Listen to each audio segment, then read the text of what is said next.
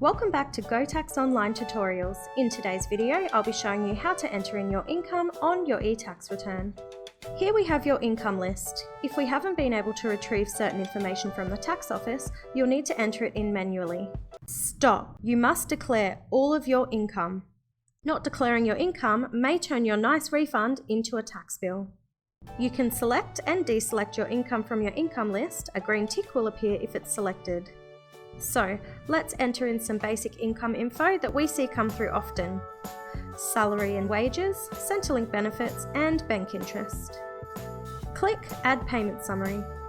We have designed our payment summary page to look exactly like your paper payment summary, so just follow through and enter in the relevant details, then click Save. Double check the details match and click Continue. So here is where you enter in your Centrelink details.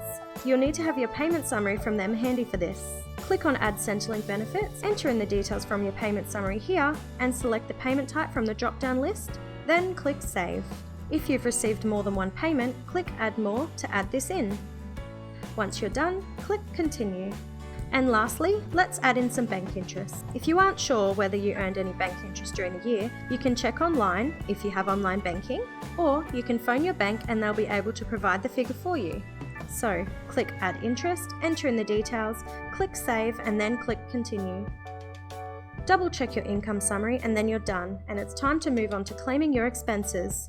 We'll cover this more in another tutorial, so stay tuned. Get the tax deductions you deserve at a price you can afford with GoTax Online. Visit www.gotax.com.au to start now.